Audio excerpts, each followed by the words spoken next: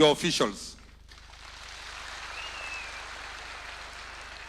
The memorandum is duly signed, has been presented to His Excellency, and he is going to prosecute those issues, including the appreciation, including the asks, including the requests. All the issues have been captured by His Excellency as presented by your officials. Allow me, Your Excellency, now to invite Honorable Julius Migos, the Cabinet Secretary for Education.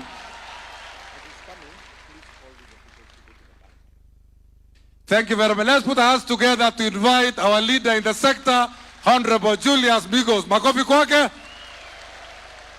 As the minister is coming, I have been requested to ask the national treasuries of organizations, National Treasurer NAT, National Treasurer KUPET, National Treasurer KUSNET, National Treasurer KEPSA, National Treasurer KESHA, to be able to, for some housekeeping matters,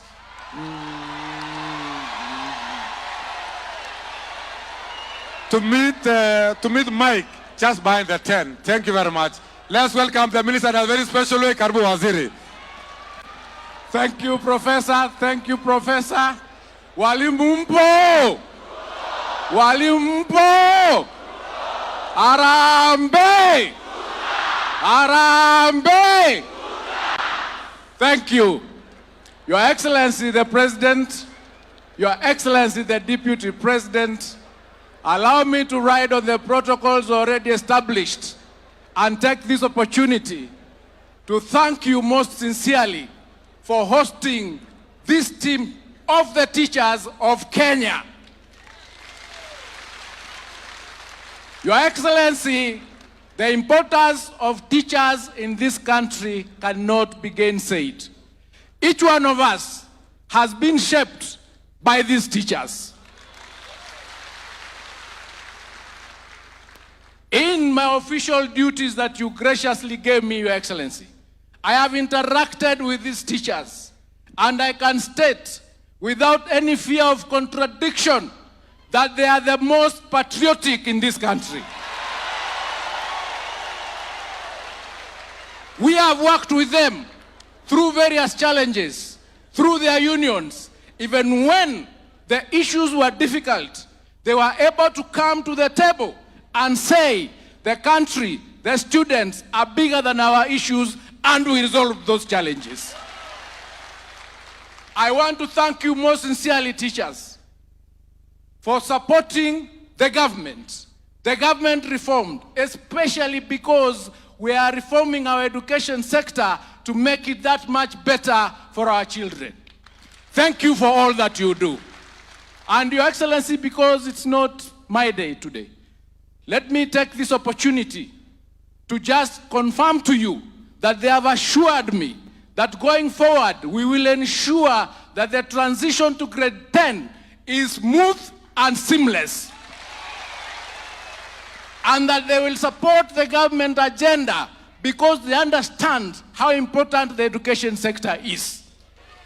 Currently, we are undertaking a very important verification exercise of our institutions, of our enrollment numbers, and these teachers and their unions have supported that exercise so that we can clean up our sector and make sure it is the best sector in this country. Thank you for your support. Thank you for supporting the government. Thank you for supporting our children, and God will bless you. Thank you so much for everything that you do. We will work with you. As you know, some of us work very silently, but we resolve the challenges that we face, and the results are there to be seen. With those few remarks, let me take this opportunity to invite our Deputy President, Professor Kithure Kindiki, to make his remarks and invite the President. Fire si fire! Fire si fire! Moto si moto! Noma si noma! Karibu sana, Your Excellency. Hey. Aya. Your Excellency, the President, fellow teachers, Your Excellency, allow me just to say 3 quick things before I invite you. First is to recognize the role that teachers play in shaping the destiny and the future of the children of Kenya. Your Excellency, those adults who have been to school do not remember the teaching methods that they were taught with and the techniques, but they remember the teachers who helped them become what they are today. Teachers are the only people I know who lose sleep because of the children of other people.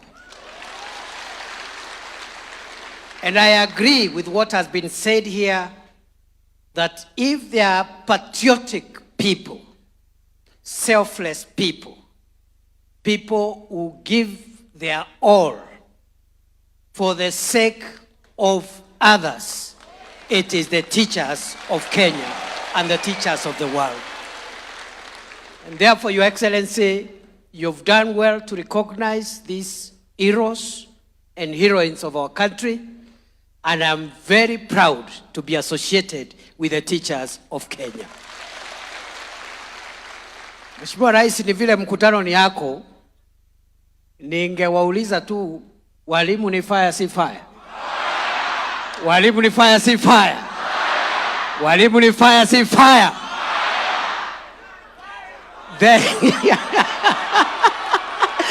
Ni two term. Walimu ni two term.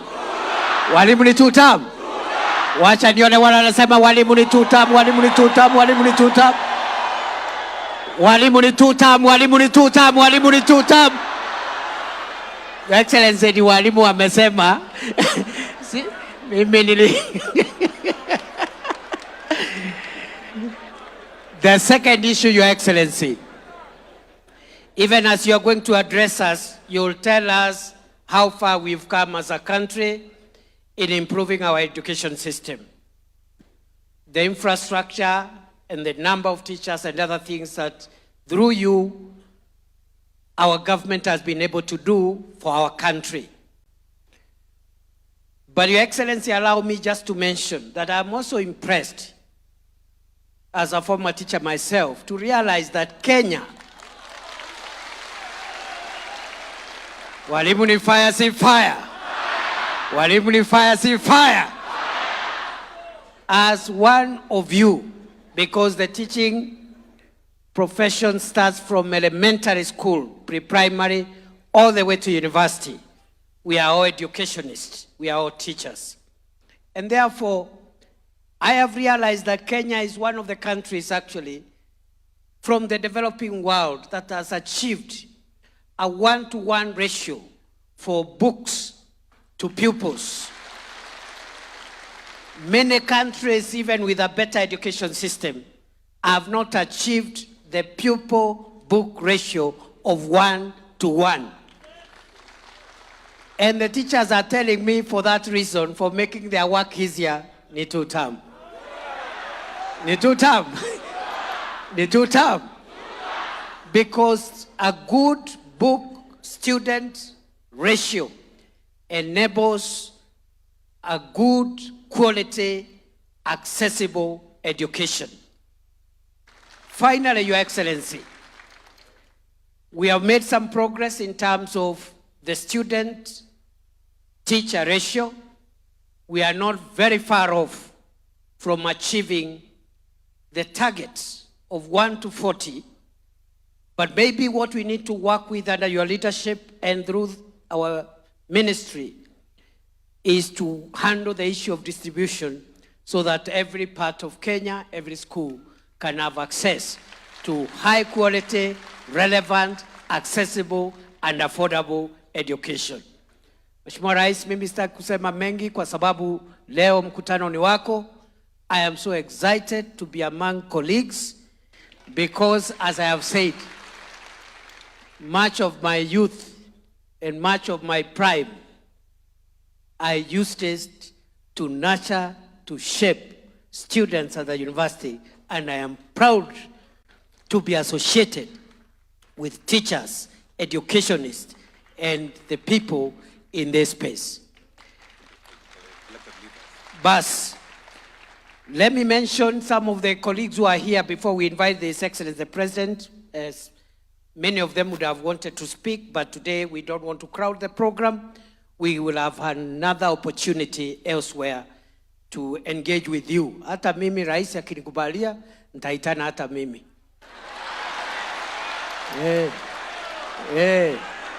Si ndio? Ama namna gani? Ni fire. Ni fire. Basi lakini mniombee ruhusa rais anikubalia, mimi nitaitana. So in our midst, you know, we have our education committee in the National Assembly, which helps us to oversight the education sector. The chairperson, the chairman of that committee is here with us, the Honorable Julius Meli, MP for Tinderet. Na huyu ni mwalimu mwenzetu, hata yeye alikuwa mwalimu. Huyu alikuwa principal zamani. Ni fire si fire. Vile vile, we have the vice chair of that education committee, Honorable Eve Obara. Honorable Eve Obara is the member of parliament for Kasipul Kabondo. Na mimi nimeona wenzetu hapa mumesema broad-based ni 2 term. Broad-based ni 2 term. Broad-based ni 2 term. Number 3, we have other members of the committee, the Honorable Rebecca Tonkei, women representative for Narok County. We have the Honorable Julius Taitumu, member for parliament for Igembe North. We have the Honorable Professor Barto, member of parliament for Moiben, and also one of us, a former teacher like all of us, those of us who have been teachers. Then we have the Honorable Jerusha Momanyi, member of parliament for Nyamira County. And we have the Honorable Mwalimu Peter Orero, MP for Kibra. Kwa hivyo wenzangu, mimi nimefurahi kufika hapa. Tutaonana siku nyingine. Wacha sasa tumkaribishe Rais wa Jamhuri ya Kenya. Ni fire si fire? Ni fire si fire? Wapi nduru ya Rais William Ruto jameni?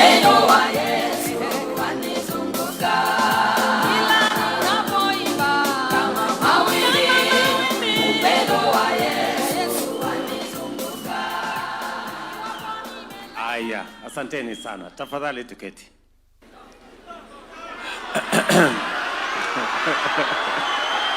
Asanteni sana. Ndugu walimu hamjambo? Walimu hoye. Bwana Yesu asifiwe. Huyu naibu wangu mnamuonaje? Ni noma si noma? Ni fire si fire? Unajua ukitaka kufaulu, ukitaka kufaulu, unatafuta deputy amesoma kuliko wewe.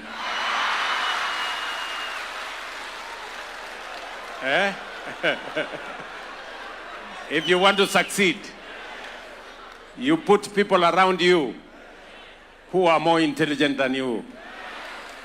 Saa ile wanakusaidia kushine, you take the credit, wao ndio wanafanya job. Si ndio?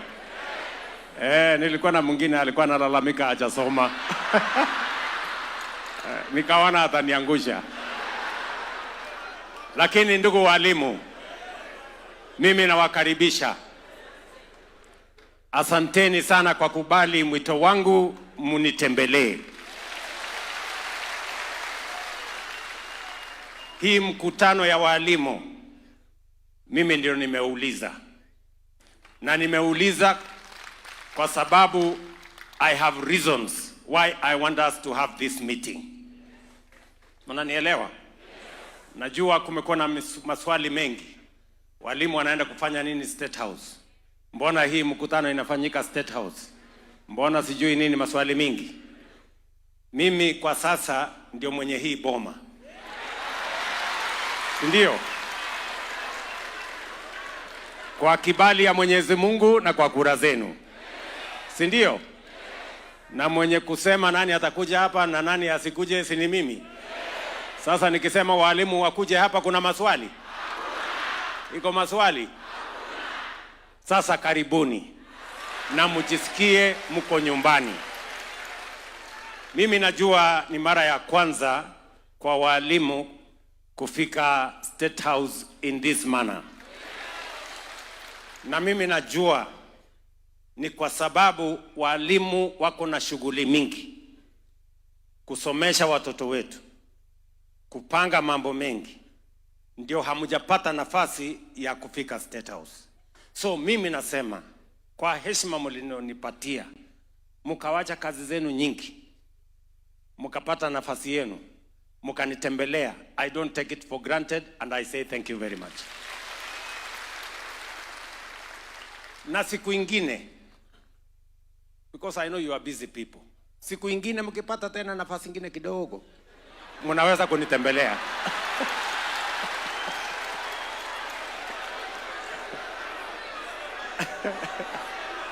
Sindio? So I want to say welcome the teachers of Kenya. And I want to associate myself with the sentiments that have been made by my deputy, that teachers are the greatest patriots and heroes of the Republic of Kenya. Teachers mind about the children of others. They spend sleepless nights thinking about the children of others. And I want to tell you, teachers, on behalf of parents, including myself and the people of Kenya, we are truly grateful for your contribution to the success of our nation.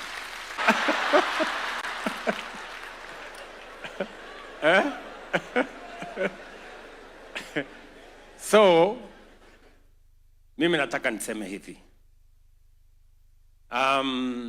Mimi najua mko na maneno. Si ndio? Ati mingi sana. Mko na maneno mingi sana.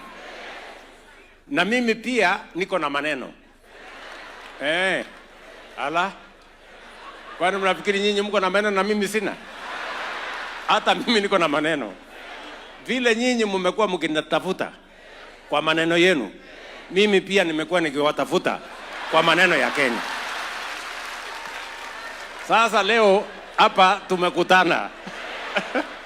Si ndio? Nyinyi mtasema yenu. It starts and stops with leadership. Nyinyi mnanielewa? Leadership. And I'm going to talk to you, and I am deliberate about this meeting, because there is a conversation we must have as citizens of Kenya on our present, our past experiences, and the future of this country. We must have that conversation. And I want us to have it because this country is probably the greatest country that God has given to us. And Kenya has huge potential, which if we unlock, this country will change in our lifetime when we are here. Yeah? So, let me start by, you gave me a job through your votes and prayers to be the leader of our country. And I made certain commitments because I believe I've had enough experience. I am very informed, and I have the right age to run this show. So, the first assignment that I had to undertake on behalf of the people of Kenya when I was elected is to stabilize the economy of this nation. You know very well, because you read. Post-COVID and all the challenges that were there, many economies in the world almost came to its knees. And in our region, Kenya was among the 6 countries in Africa that had the highest debt. We had a $2 billion ticket, the highest in sub-Saharan Africa. And Kenya was rated among the 6 countries that would default on their debt obligations. So when I came into office, I sat in a room there called number 6 with many people, very intelligent people. And we went through the numbers, and it was necessary for us to tighten our belts. We cut back on our budget by 300 billion. We had to stop fuel subsidies. We have to stop unga subsidies. We had to stop many things because the risk of having a debt default is fatal to an economy of a nation. Nyinyi mnanielewa? Inflation was at 9.6%. Our dollar reserves was $5.7 billion, only 2.5 months cover, import cover. Many oil marketers were looking for dollars from every bank and they could not find. Our exchange rate to the dollar had risen to 165, 167. So we had to take certain steps. And I was the man on the arena, and I had to make the decisions for us as a nation. And I did make those decisions. And it wasn't easy. And they were painful. But friends, today, I can confidently stand before the teachers of Kenya, our professionals, and tell them, because of those decisions, our inflation has come down from 9.6, it's now 4.5. Our dollar foreign exchange reserves have grown from $5.7 billion. They have now doubled at $11.8 billion. Our exchange rate has come down from 165. We are now, for the last 1.5 years, at 129. You follow news. IMF, 2 months ago, released a report which showed that Kenya had overtaken Angola, had overtaken Ethiopia. Kenya is now the 6th largest economy in Africa. Rating agencies, 3 weeks ago, Standard & Poor's has now elevated Kenya and said, we are now debt sustainable. We've moved from rating of B- to B. I can confidently tell you that we are not where we were in 2022. Our nation's economy is now much more stable. There is more to be done. And you will see in the coming months the things we have lined up to do, because we still want to see inflation come down. We still want to see the exchange rate to the dollar come down slightly. And we still want to see our economy begin to grow yet again. So that was the first assignment. And I need to tell you so that you can understand where we are, where we've come from, so that we can design together where we want to go. Number two, you know very well that agriculture contributes 25% directly to our economy, and with other sectors, including agro-processing, value addition, almost 45% of our GDP. And if we don't fix agriculture, we cannot sustainably drive our economy. It became my assignment, and I told the people of Kenya that I am going to deal with the agricultural sector issues so that we can transform that sector, so that we can achieve food security, we can grow agro-processing and value addition to create jobs, and we can expand our exports and get more money.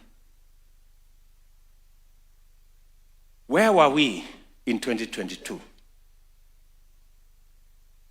Unga was at 240.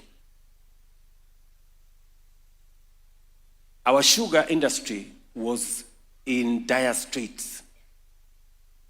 The price of coffee was 60. Many farmers were thinking of how to get out of coffee. Many farmers were thinking how to get out of sugarcane growing. Milk was selling at between 32 shillings and 35 shillings. The whole agricultural sector had very high input costs. Fertilizer was at 7,000, 6,500, 7,000. Unanielewa? So, what did we have to do? First, I made the decision that we are not going to continue subsidizing consumption. Instead, we are going to subsidize production. And as a result, we put government money in fertilizer subsidy. We put government money in subsidizing our seeds and that sector. That is number one. Number two, we worked on getting rid of brokers and cartels and crooks in the agricultural sector. Those of you from Western Kenya, you know what was happening in the sugar industry. Sindio? You know what was happening in the sugar industry? The sugar industry had become captive and hostage to a few characters who determined who gets what, which license is issued, who goes where. And they were so daring and brazen. It took me to tell them, mambo ni matatu. Yes. Ama hamukusikia hiyo story? Yes. Kwani mngetaka nifanye nini? Watu wengine walisema ati nimethreaten watu. Hapana. Si ndio? This coffee sector was also a hostage of a few people. One person was a farmer. He has a license as a miller. He has a license as a broker. And he is the one buying coffee at the Nairobi Coffee Exchange. One person. Undermining everybody and causing confusion and making sure that they make the most money, farmers make the least. Munanielewa? So, we started by registering farmers, because if you want to have clarity on what interventions to carry out, you must work on the basis of data.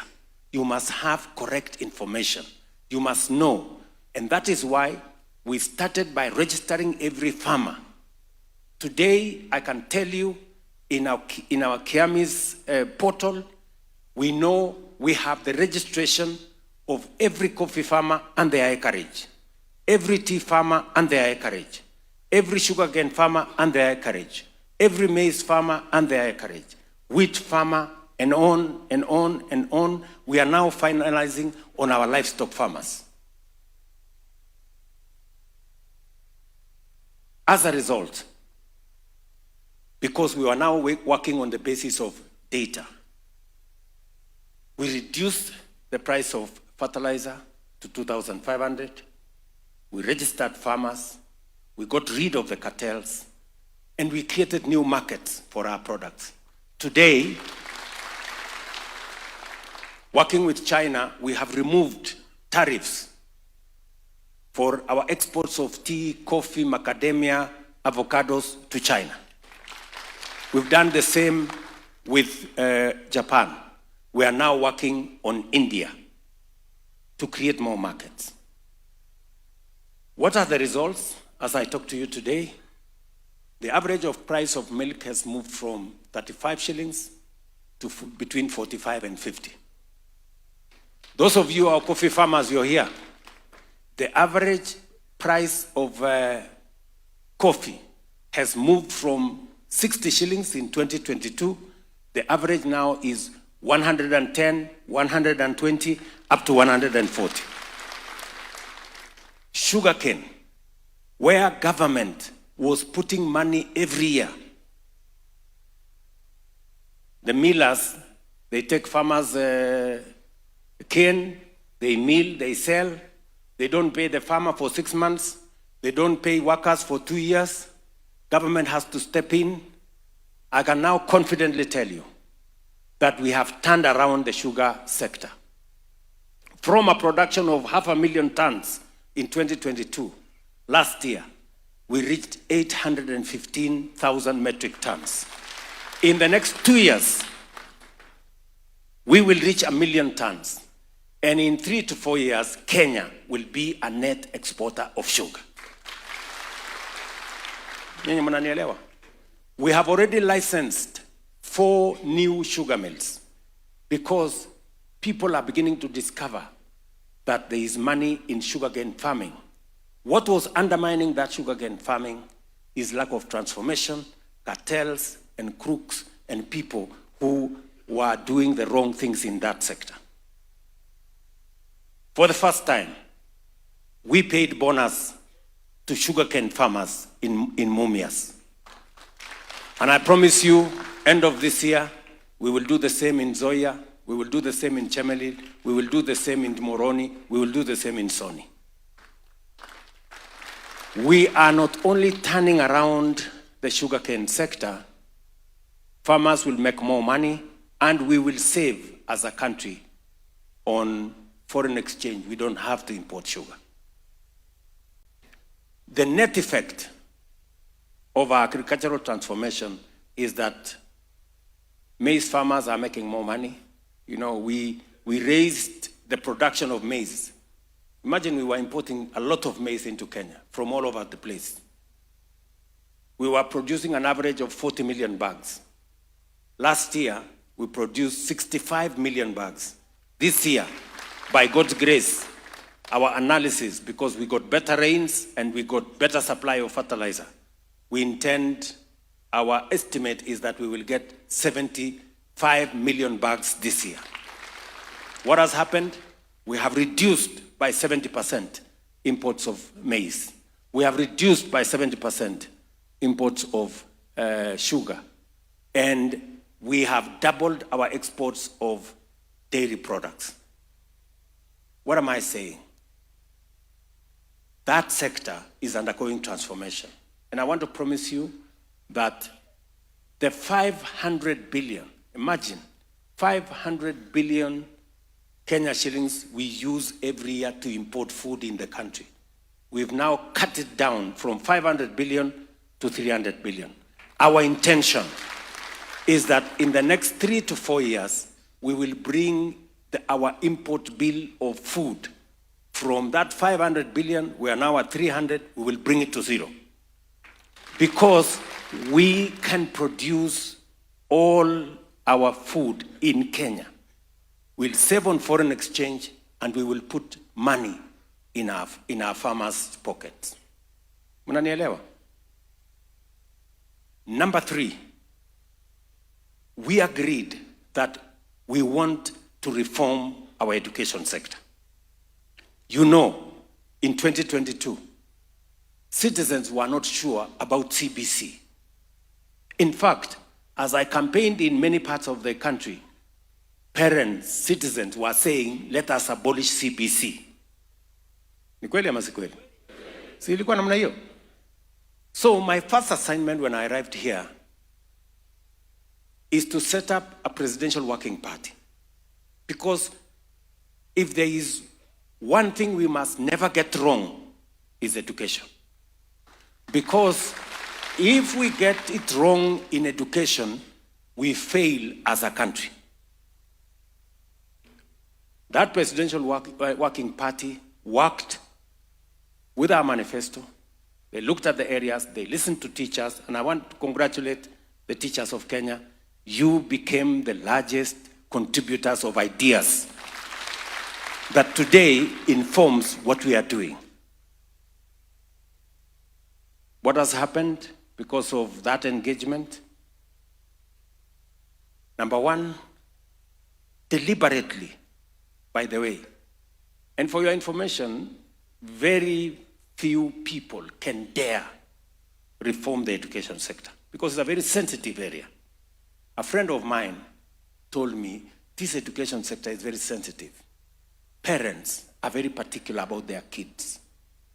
If you touch this sector, it is going to be something else. But I said, unless we get it right in the education sector, everything else will go wrong. So we went through this together. We can now tell you, and you are the masters in that field, CBC now has more clarity than it ever had. The transition of our kids is now clear, and I want to thank you for supporting that sector. Number two, I have increased the budget from the education sector from 540 billion in 2022.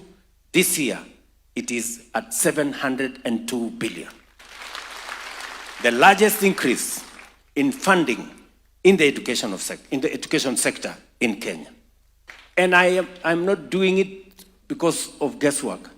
I am deliberate and intentional because I know any investment we make in the education sector is not an expenditure. It is an investment because we will get returns from it. You know very well, your teachers, we had huge gaps in our classrooms. Every administration was hiring 5,000 teachers every year. True or not true? That was the norm. We're hiring 5,000 teachers every year. I decided that we must do it differently. And I want to thank you very much because you understood what I was saying. You allowed us as government to hire huge numbers of teachers, even though we started with interns, because it was necessary for us first to have teachers in classroom, get them out of the streets, balance the money we have. And today, I can confidently say in this teachers meeting that we are slowly closing the gap on teacher-student ratio. We now have 76,000 teachers teaching. In January, we will have 100,000. And by 2027, we will have 120,000 teachers hired. Sasa mimi nataka niwaulize, kwa sababu nyinyi mnajua hesabu. Yeah? Other administrations have been hiring 5,000 teachers every year, right? We have hired by January 100,000 teachers in 3 years. Ni kweli ama si kweli? Sasa nyinyi kwa hesabu yenu, 100, acha niwaulize, 100,000 teachers, kama tungeendelea na ile mpango ya zamani ya 5,000 teachers every year, how long will it take us to hire 100,000 years? 20 years. So teachers that were supposed to be hired in 20 years, we have hired in 3 years. Ni kweli ama si kweli? Tunaelewana? On top of it, we have put money to have more classrooms.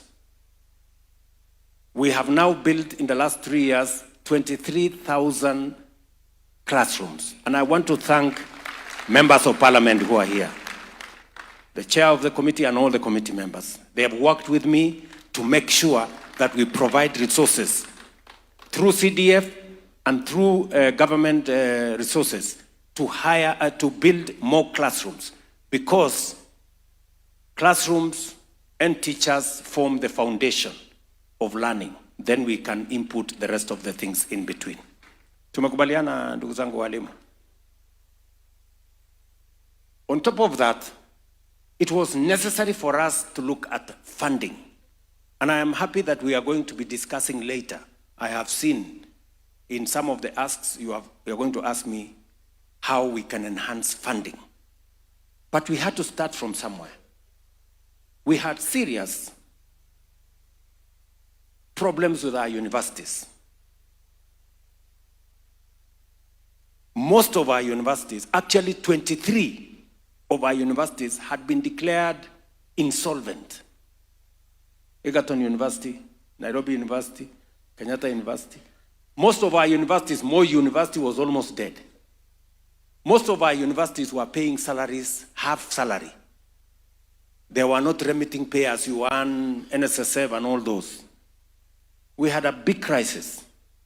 And let me tell you, good people, the reason why I had to take a very informed stand on matters education is that if you want to destroy a nation, go to education and do the wrong things. Because for so long, our universities were struggling. And it was not right, because what was happening is that we were sending so many kids to university. We're not providing the resources. They had to begin to cut corners. And ultimately, we were going to have half-baked graduates. And that is the reason why we had to have the difficult conversation on funding in our education, especially our higher education. I can now confidently stand before you today that our higher education, ask any vice chancellor, the new student-centered model has increased resources available for teaching at the university. In 2022, the maximum was 45 billion. If you go to this year's budget, it is 82 billion shillings, from 45 billion to 82 billion shillings this year. Universities can now pay salaries in full. They can pay their tax obligations. They can pay their suppliers. And slowly, we are bringing to the rails our university education. Our TVETs, the numbers in 2022, we had 340 students in TVET. Now we have 720, and I have agreed with the ministry that we want to have 2 million by 2027 in our TVETs. And by the way, it is intentional. And I will tell you why. I'm going to tell you why. Number 5, we have been thinking of an open university of Kenya for many years. Many countries have done it. I tried to do it when I was Minister for Education. I was moved, or was it fired before I could finish it. So, but I had promised that when I get an opportunity, this is one thing I wanted to do. Today, I can confidently tell you, we have the Open University of Kenya at Konza City. We now have 10,000 students in the Open University of Kenya.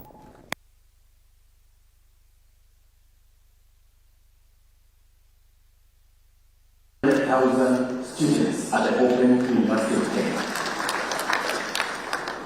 In fact, it will be the largest university by end of this year. That is what Catholic education. We must provide all pathways for us to open opportunities for citizens to learn. And I'm going to tell you shortly why education is important.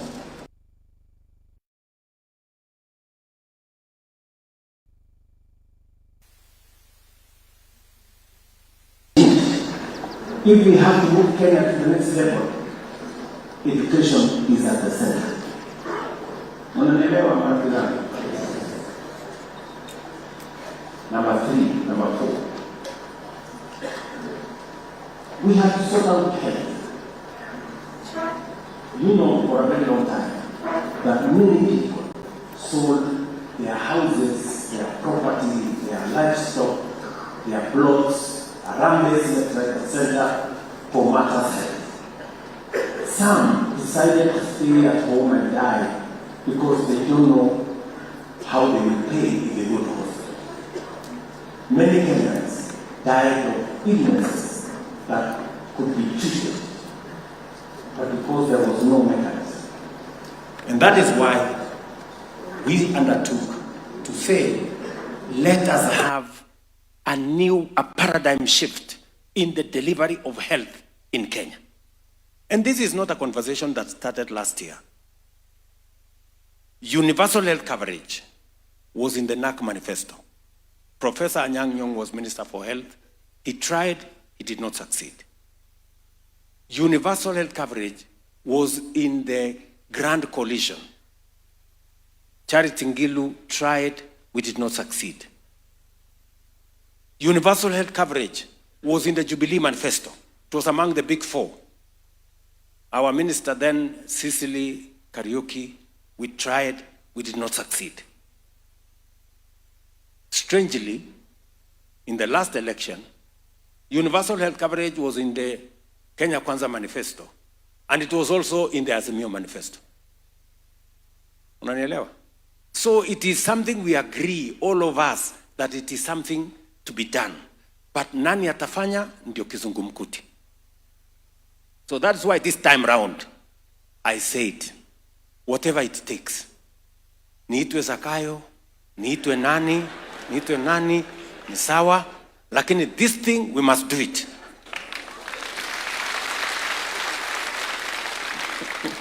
My friends, you know, I can never have a better meeting than this. This is a meeting of intellectuals. Sindio? And that is why I must take time to explain to you, because you understand what I'm saying. So what did we do? We changed the structure of delivery of health, because why we failed in NAC, why we failed in Grand Coalition, why we did not succeed in Jubilee, is because we didn't have a sound legal foundation. Because universal health is not a roll of the mill, it's not a simple thing. It is probably the biggest project a government can undertake, because it involves every citizen. Health is not a sectional issue. Health is a national issue. So we changed the law. From one law of NHIF, we now have 5 pieces of legislation. We have passed 4. There is 1 now in the works in Parliament. We changed the funding structure. We've changed the delivery structure. And now I can confidently tell you, for the last 1 year, which we have implemented universal health coverage under SHA. It's been difficult, but you are beginning to see the results. SHA is beginning, there was initially, it's not working. And then it came to, it is working, but. So we are moving. Yeah? We are going to remove the buts. And I want to promise you, we are determined. SHA, universal health coverage, must work.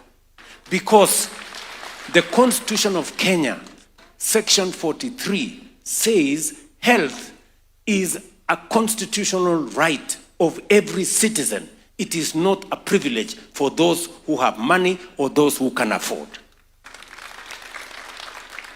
Tunaelewana marafiki zangu? So, we're implementing universal health coverage. NHIF had 7 million contributors. SHA now we are at 27 million Kenyans registered. It was a preserve for a few. We are now agreed that number one, we are changing even the financing structure. The old NHIF, the low cadre of people, you know, wale watu wa chini huko, the lowest was 500 shillings. 500 shillings is for the people whose income is between 3,000 and 5,000 a month. Assuming even it is 5,000. If you tell somebody who is earning 5,000 a month to pay 500, what percentage is that? 10%, right? 500 is 10% of 5,000, isn't it? So the poor people, the people at the bottom of the pyramid, we are telling them, pay 10% of your income. And then mimi napata 1.2 million. Hawa wadosi wameketi hapa wanapata 1,100,000, 700,000, 800,000. Sisi ambao ni wadosi hapa, sitaki kusema yenu.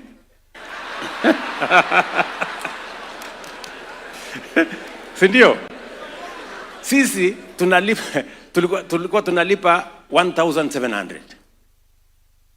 If you do a percentage of 1.2 million, 1,700, it is 0.01%. Sasa, good people, you are intellectuals. The poor are paying 10%. The rich are paying 0.00. Is there any fairness? Is there any logic? Tunaelewana? So what did we decide? We said, let's have equity. Let us be fair. Let us have a standard figure. Let everybody pay 2.75%. Mama mboga na wale wengine wateremuke from 10% wakuje 2.75%. Na sisi tutoke huko 0.0 sijui ngapi tukuje 2.75%. Tunaelewana? Now from 1,700 I used to pay, now I pay 40,000 every month. Mama mboga yake imeteremuka from 500, kuna wenye tutawalipia na kuna wenye watakuja 300. Now the base is 300. We're trying to create an element of fairness. Na hiyo ndio makelele mimi napigiwa kwa hii town.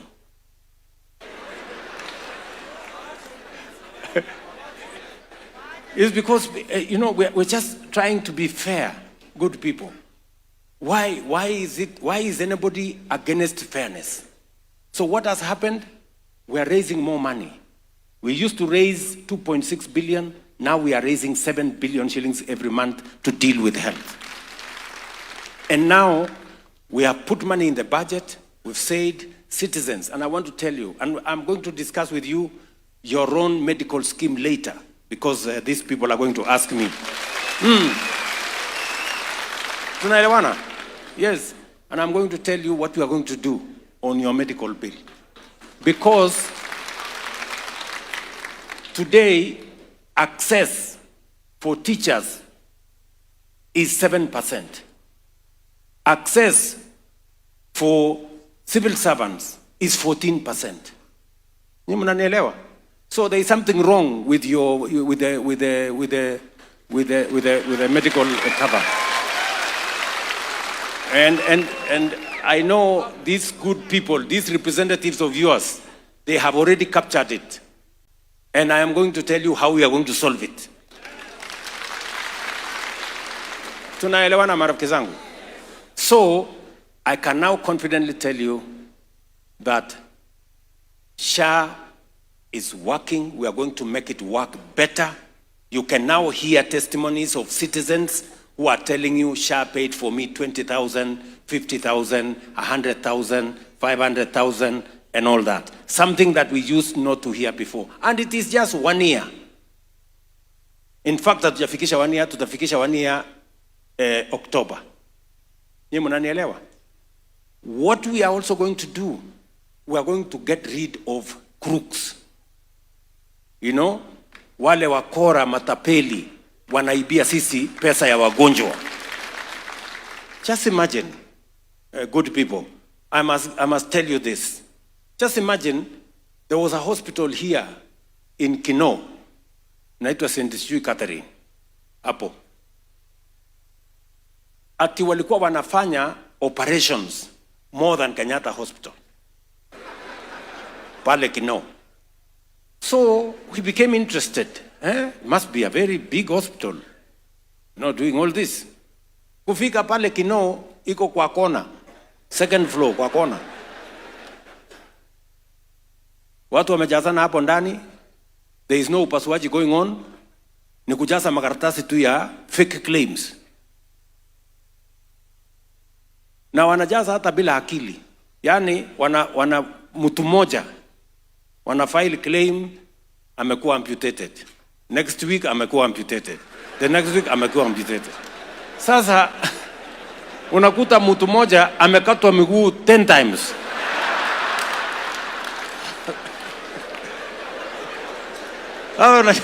Unashangaa kwani huyu mtu alikuwa na miguu ngapi?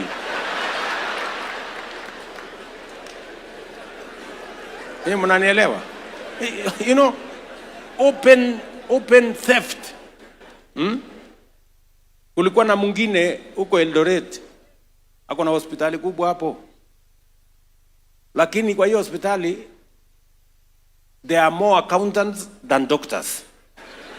Sasa unajiuliza accountants wanafanya nini kwa hospitali? I thought we needed more people, more nurses, clinical officers.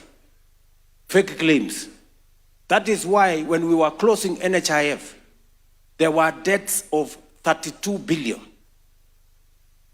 32 billion madeni ya ukora. So tukawaambia, okay, we are ready to pay these debts. Leteni makaratasi tufanye verification.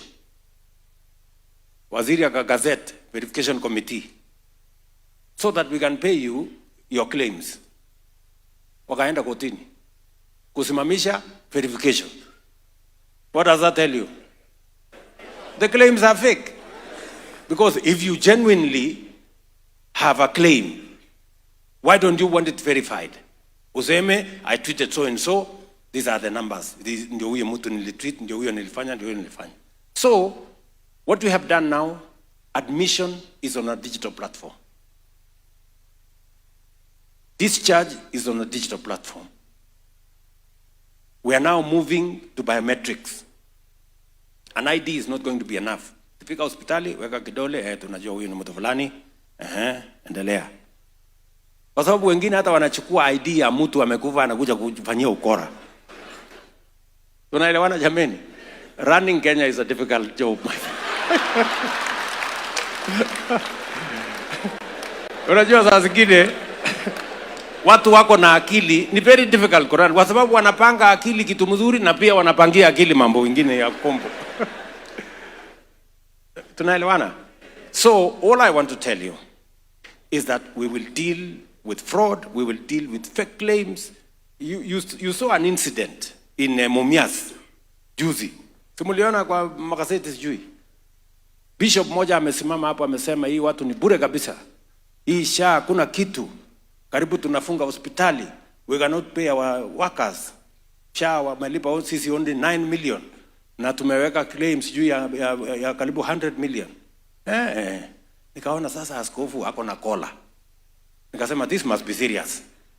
Nikapigia waziri. Niambia waziri umesikia maneno ya huyu askofu? Amesema Musalia amesema uongo, hakuna tujapatiwa pesa. Nikamwambia mniletee data. Aletewa data. Ndio hii cash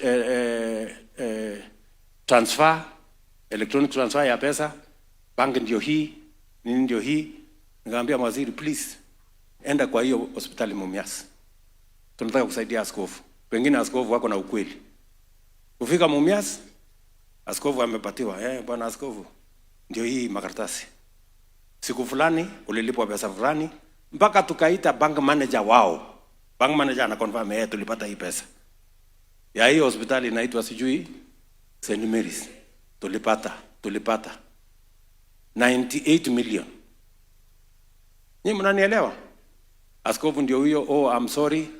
I was misled. Really? Ni mnanielewa? Wenye kumwambia askofu hiyo story yote ni watu yake kwa hospitali wameiba from his own hospital. Nyie mnanielewa marafiki zangu? So we are going to deal with fraud. Mutasikia makelele, but it is because we have, if we don't deal with fraud, we will not succeed in anything. So I just want to confirm to you, we are going to make sure that that health sector works. Lastly, because I just needed to give you a small brief of the assignment you gave me as the President of Kenya. Lastly, it matters to create jobs for our young people. And you know, jobs don't happen. They are as a result of deliberate, intentional policy decisions. That's how you create jobs. That's how jobs are created everywhere in the world.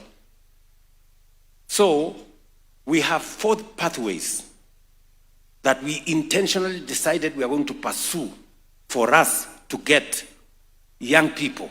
As we invest in education, we must also find pathways for them to be meaningfully engaged.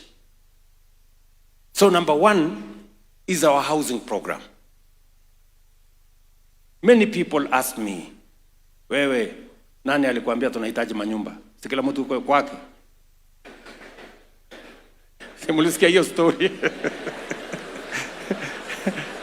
Who told you? Eh?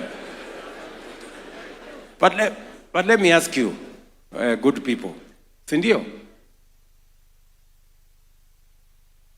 If you look at the manifestos of all parties, for the last 30 years, housing was a permanent fixture. Housing, my friend, former Prime Minister, alianza the first slum upgrading during the Clan Coalition government hapa. Ndio? Because housing was part of the plan then. Jubilee Manifesto, for those of you who are in Jubilee, among the big 4, one of them was housing. In this last election, hii election imepita, manifesto ya Kenya Kwanza ilikuwa na housing. Manifesto ya Azimio ilikuwa na housing. Complete with 1.5% levy. Ilikuwa kwa, go and read the manifesto ya Azimio. Sasa, sisi wote tunakubaliana, this is something what we must do. And we must do housing for 4 reasons. Number 1, we have 7 million people living in slums. Urbanization is a reality we must live with. The future is urban. Whether you like it or not, by 2050, half our population, half the world's population, including that of Kenya, will be living in cities. So either they come to live in cities, in slums, or we begin to make sure that there is decent housing. Nyinyi mnanielewa? So, na hii housing tulikuwa naye tangu zamani. So when it came to Jubilee, mimi na Uhuru Kenyatta, my boss, tukasema we must implement this thing. Tukapitisha sheria, tukapanga ile mambo yote. Kwanza my friend Uhuru akaniambia, I have a very good person, a very good professional, ako South Africa, anaitwa Charles Hinga. Twende tumtafute. Tukaenda tukamtafuta huyu Hinga, tukamlete. Tukamfanya PS housing. Tukasukuma gurudumu, tukaenda bunge. Kila kitu iko tayari. Levy ikaanza, kelele ikaanza. Sasa kelele. Sasa one morning Uhuru akanipigia simu, William, kuja. Yes, Bwana President. Akaniambia, wewe, siwe uko na nyumba? Nikama Bwana President, mimi niko na nyumba. Sasa hii kelele yote hii tunapigiwa, hii ni ya nini? Kama watu hawataki mambo ya housing wakwende, wacha hii kitu ipotee. housing ikazamia hapo. Nyinyi mnanielewa? Shida, last election, manifesto ya Jubilee ya Kenya Kwanza, housing. Manifesto ya Azimio, housing. Si ndio? Si mimi nimekakuja nikasema wacha ni hii kitu imetusumbua muda mrefu. Let me be the one to bail the cat. Si ndio? Housing ndio hiyo, tumepitisha, wabunge wamenisaidia wamepitisha, kila kitu iko tayari, levy ndio hiyo. Kelele. Zakayo, kotini, sijui wapi, maandamano. Lakini mimi nikasema, acha watu wanifanyie maandamano. What is the problem? We must do this thing. Kama namna gani, my friends? Si ndio? Because transformation is not easy. Transformation is not a walk in the park. Transformation is not necessarily popular. Ama tunakubaliana namna gani? So, nimekaa ngumu. Ndio hiyo housing ime take place. Kotini tumepelekwa, tunajaribu kukatakata kuona huko na makotini. Makesi mingi. Leo, friends, we are building 170,000 houses in Kenya. 400 markets are being built. 172,000 units of hostels in our universities, TVETs, and Kenya medical training centers are underway in Kenya. 320,000 young people are working. By end of this year, we will have 600,000 people working.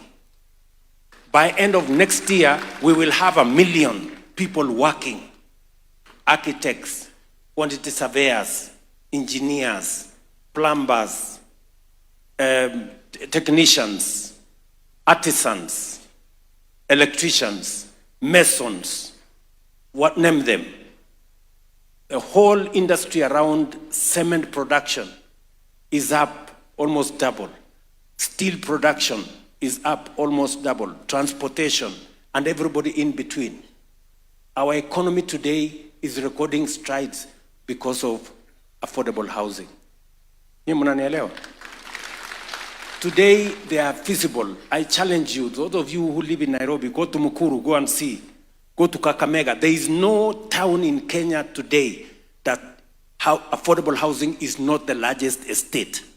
From Mandera, Kitui, Machakos, Nairobi, Kiambu, Embu, Nyeri, all the way. I was in Kisumu, I was in Homa Bay, go to Migori, go to, my friends. And what you are seeing today is just work of 1.5 years. Explain to me, in 10 years, in 20 years, I promise you, you will not recognize Kenya. Yes. Nyinyi mnanielewa? That is what is called transformation. Sasa nyinyi, kama ningepigiwa kelele, nifanyiwe maandamano, niwachane na hii program ya housing, how are we going to transform this nation? Explain to me. How are we going to change this nation? Tuendelee tu na ile mambo ya zamani? Niendelee tu kupigiwa makofi so that ni watu wafurahi? What is that? Mnanielewa? And I am talking to you this way because you are intellectuals, you understand what I am saying. You can see what I'm saying. Today, we are going to sign here an MOU so that teachers can get 20% of all the housing we are constructing in Kenya. Yes. Sijui kama tunaelewana. Tuko pamoja? Walimu. So, listen. That is how we change a nation. That is how you change a nation.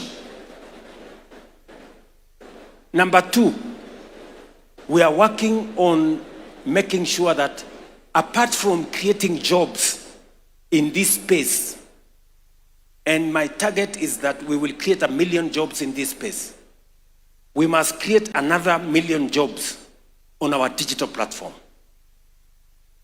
Digital jobs is another avenue. We are currently rolling out fiber optic infrastructure in Kenya. We have done 24,000 kilometers. We want to get it to 100,000 kilometers. We want every ward. Unanisikia? If you go to Tatu City, Kenda Tatu City, I was there last year. Na nilienda kufungua one building that has 5,000 young Kenyans working for American companies from Ruiru here. They are working for American companies, digital jobs from Ruiru here. We are rolling out fiber optic because we want an ICT hub in every ward in the Republic of Kenya. And I will tell you, that is what it is. We want to roll out. We can also create 1 million jobs already from places like Tatu City and all the ICT hubs and the Jitume hubs. We have already 180,000 young people monetizing their talent, earning money in the digital space. We want to create 1 million of those young people in the digital space. Number 3, because of teachers and because of our teaching, we have the best human capital anywhere in the world. Foreign companies, if you give them a choice between hiring a Kenyan and hiring any other person, they will want to hire a Kenyan. Why? We speak good English. Kenyans require very little supervision. You know? This is information foreign companies are telling us. We have the right work ethic. Wakenya ni watu wa kujituma.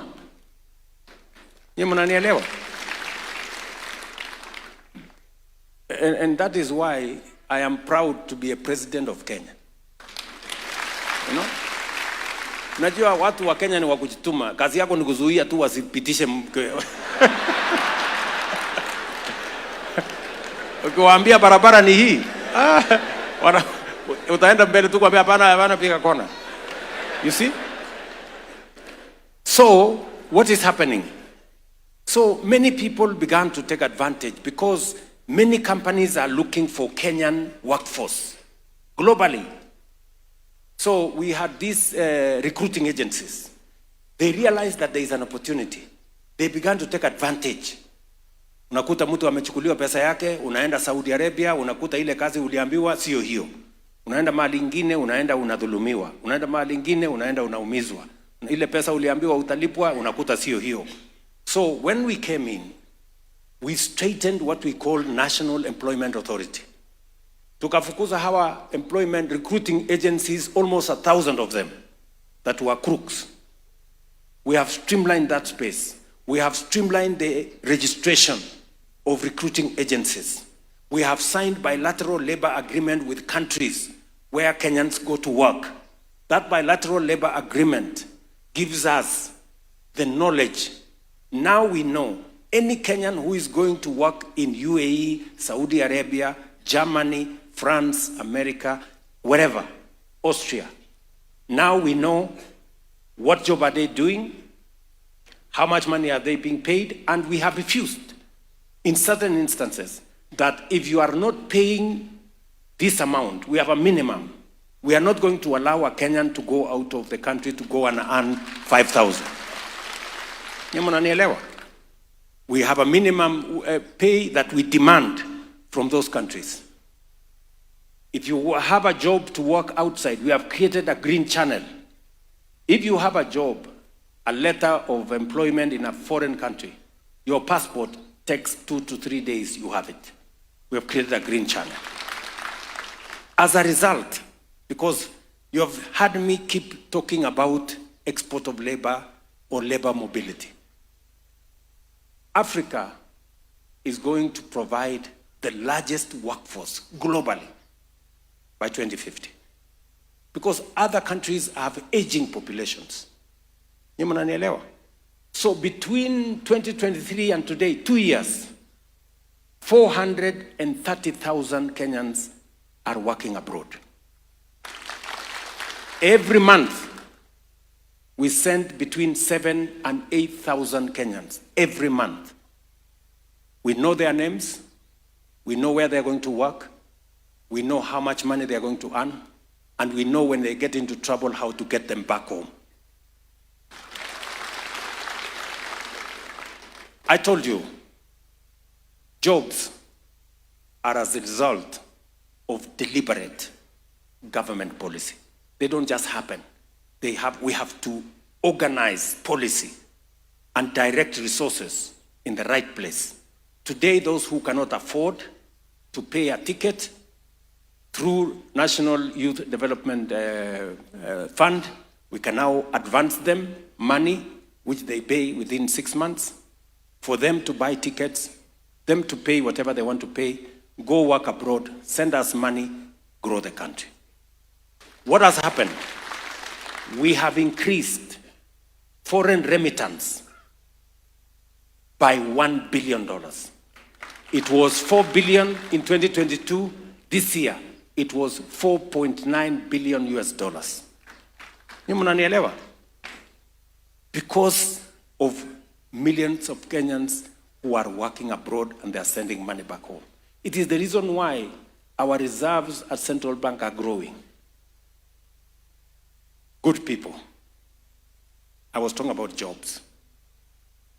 Jobs because of housing, markets, hostels, jobs through digital jobs, jobs using export of labor. These are deliberate intentions, and we can quantify how many people have gotten jobs. It's no longer a game of guesswork. I have told you this story. Now I'm going to tell you one, kidogo, because I want to persuade you as intellectuals that this country has tremendous potential, and we can change this country from a third world to a first world in our lifetime. That is the conversation I want to have with you. Yeah?